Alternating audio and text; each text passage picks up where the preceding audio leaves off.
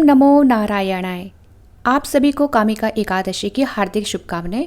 आज सुनिए कामिका एकादशी की व्रत कथा।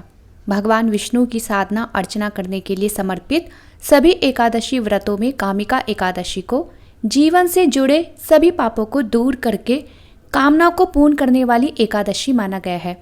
सावन मास के कृष्ण पक्ष की एकादशी है कामिका एकादशी।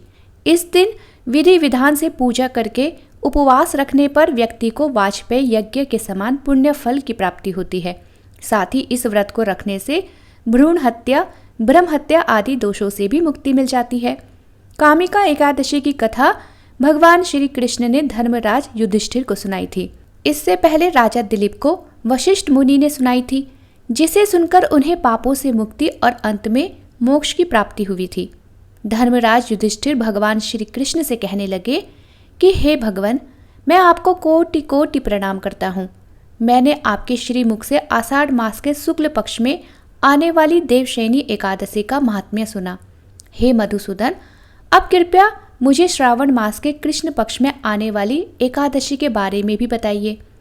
धर्मराज की ये बात सुनकर मनोहर मुस्कान वाले भगवान श्री कृष्ण कहने लगे, हे धर्मराज, जो प्रश्न अभी अभी तुमने किया है वही प्रश्न लेकर परम शुद्ध भक्त देवर्षि नारद एक बार सृष्टि के रचयिता श्री ब्रह्मा जी के पास गए थे। उस समय उन दोनों के बीच में जो वार्तालाप हुआ उसी को मैं तुम्हें सुनाता हूँ, ध्यान पूर्वक सुनो। ऐसा कहकर भगवान श्री कृष्ण ने कथा कहना आरंभ कर दिया। भगवान श्री कृष्ण कहने लगे कि हे धर्मराज, एक समय की बात है जब इस चराचर जगत में भ्रमण करते हुए भगवान श्री हरि के परम भक्त देवर्षि नारद अपने पिता श्री ब्रह्मा जी के पास पहुँचे और कहने लगे कि हे कमलासन, हे परमपिता, पवित्र श्रावण मास के कृष्ण पक्ष में कौन सी एकादशी आती है, उसकी पूजा विधि क्या है, इस दिन किसकी आराधना करनी चाहिए और इस व्रत से क्या लाभ होता है, कृपया मुझे बताइए। नारद मुनि की बातों को सुनकर, उनका प्रश्न सुनकर श्री ब्रह्मा जी कहने लगे, हे नारद, लोक कल्याण के लिए जो तुमने मुझसे प्रश्न पूछा है, अब उसका उत्तर भी सुनो। श्रावण मास के कृष्ण पक्ष में आने वाली परम कल्याणी एकादशी को कामिका एकादशी कहा जाता है और ये एकादशी इतनी पावन, इतनी पवित्र होती है कि उसके स्मरण और श्रवण मात्र से ही वेदों में वर्णित वाजपेय यज्ञ करने का फल प्राप्त हो जाता है। जो मनुष्य इस एकादशी के दिन चतुर्भुज रूप में शंख, चक्र, गदा और पद्म धारण किए हुए भगवान श्री हरि की पूजा करता है, उसे हर प्रकार के पुण्य फल की प्राप्ति होती है। इस दिन भगवान श्री हरि का पूजन करने से जो लाभ प्राप्त होता है, वही लाभ उसे गंगा, नैमिषारण्य और पुष्कर क्षेत्र में भी प्राप्त नहीं हो पाता। जब सिंह राशि बृहस्पति के संयोग में सोमवार के दिन आने वाली पूर्णिमा के शुभ अवसर पर गोदावरी नदी में स्नान करने से जिस पुण्य फल की प्राप्ति होती है, वही पुण्य फल कामिका एकादशी के दिन भगवान श्री हरि की आराधना करने से मिल जाता है। इतना ही नहीं, हिमालय में केदारनाथ का दर्शन करने से, सूर्य ग्रहण के समय कुरुक्षेत्र में स्नान करके दान करने से, समुद्रों और जंगलों सहित संपूर्ण पृथ्वी का दान देने से और गंडकी नदी में स्नान करने से जिस पुण्य की प्राप्ति होती है, वह सारा पुण्य फल इस कामिका एकादशी का श्रद्धा और नियम पूर्वक पालन करने से प्राप्त हो जाता है। जो व्यक्ति इस मंगलमय एकादशी का पालन करता है, उसकी पूजा स्वयं देवता, गंधर्व और नागलोक के वासी किया करते हैं। ब्रह्मा जी ने इस एकादशी की महिमा का गुणगान करते हुए आगे कहा, देवर्षि, स्वयं भगवान श्री हरि ने मुझे बताया है कि जो भी मनुष्य इस कामिका एकादशी के दिन व्रत और उपवास का पालन करता है, उसे सारे आध्यात्मिक ग्रंथों के अध्ययन से भी ज्यादा फल प्राप्त हो जाता है। जो मनुष्य संपूर्ण निष्ठा और नियमों के साथ इस एकादशी का पालन करता है और रात के समय भजन कीर्तन करके भगवान में ध्यान लगाता है, उसे यमदूतों के दर्शन कभी नहीं करने पड़ते। इस एकादशी का एक विशेष महत्व और भी है। जो भी इस दिन कृष्ण प्रिया तुलसी मंजरी के 9 अंकुर भगवान श्री हरि के चरणों में अर्पित करता है, तुलसी दल अर्पित करता है, उसके अगले पिछले सभी जन्मों के सारे पाप भी समूल नष्ट हो जाते हैं। और इस दिन तुलसी जी के पौधे का मात्र दर्शन करने से और दीपक जलाने से सभी रोगों और भय से भी मुक्ति हो जाती है। तुलसी महारानी भगवान श्री हरि को इतनी प्रिय है कि वो बिना तुलसी दल के अपना कोई भी भोग स्वीकार नहीं करते हैं।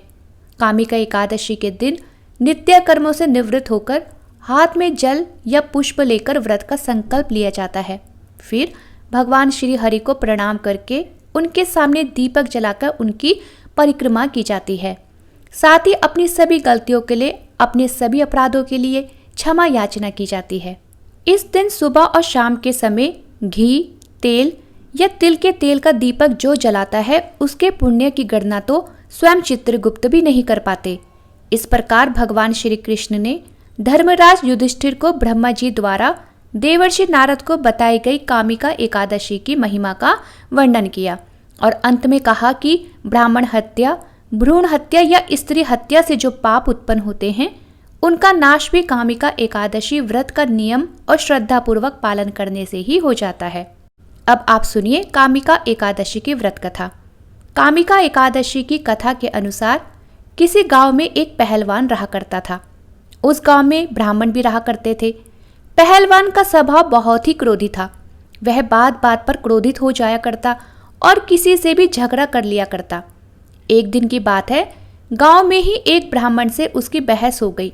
बहस इतनी बढ़ गई कि उन दोनों के बीच में हाथापाई होने लगी और इसी हाथापाई के बीच पहलवान के हाथों से ब्राह्मण की हत्या हो गई। अपने हाथों से मारे गए ब्राह्मण की क्रिया उस पहलवान ने करनी चाहिए, लेकिन पंडितों ने उसे क्रियाक्रम में सम्मिलित होने से मना कर दिया।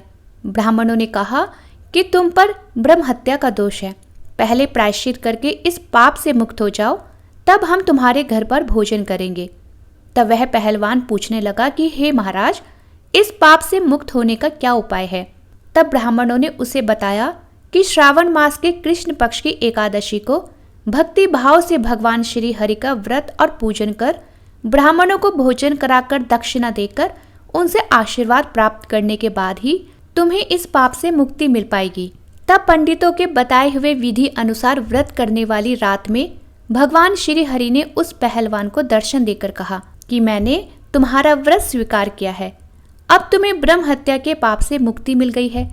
इस व्रत को करने से ब्रह्म हत्या, भ्रूण हत्या आदि सभी पापों का नाश हो जाता है और ऐसा व्यक्ति इस लोक में सभी सुख भोग कर अंत में विष्णु धाम को जाता है। इस कामिका एकादशी के महात्म्य को जो भी भक्त सच्चे मन से पढ़ता है या दूसरों को सुनाता है, उस मनुष्य को भी अंत में स्वर्गलोक की प्राप्ति होती है। ये थी कामिका एकादशी व्रत की कथा। अगर आपको वीडियो पसंद आई हो तो वीडियो को लाइक, शेयर और चैनल को सब्सक्राइब करना ना भूलिएगा।